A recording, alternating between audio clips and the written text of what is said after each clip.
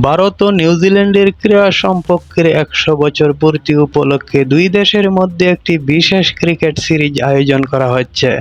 এই সিরিজ খেলতে ২২ অক্টোবর নিউজিল্যান্ডে যাবে ভারতীয় দল এবং সফর চলবে ১ ডিসেম্বর পর্যন্ত। সফরে দুই দল ৫টি টি-টোয়েন্টি, ৫টি ওয়ানডে ও ২টি টেস্ট ম্যাচে অংশ নেবে।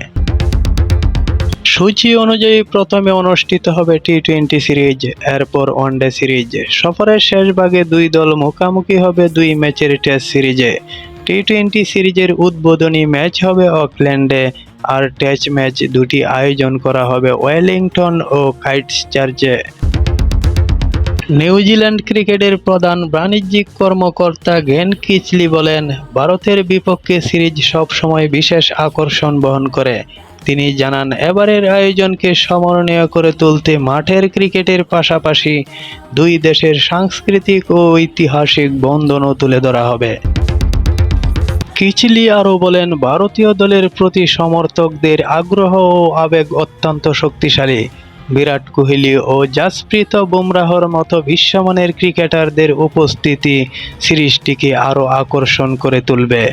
দর্শকদের অংশগ্রহণের একটি প্রাণবন্ত ও উপভোগ্য ক্রিকেট উৎসবের প্রত্যাশা করছে নিউজিল্যান্ড ক্রিকেট। ওয়ানডে ও টি-টোয়েন্টি সিরিজ খেলতে বাংলাদেশে এসে পৌঁছেছে অস্ট্রেলিয়া দল। শুক্রবার ৫ জুন বিকেলে হযরত শাহজালাল বিমানবন্দরে অবতরণ করেন অজিরা।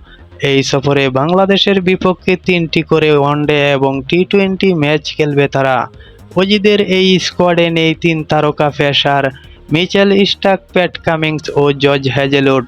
তবুও বেশ শক্তিশালী দল নিয়েই বাংলাদেশ এসেছে অস্ট্রেলিয়া। অজিদের নেতৃত্ব দেবেন মিচেল মার্শ।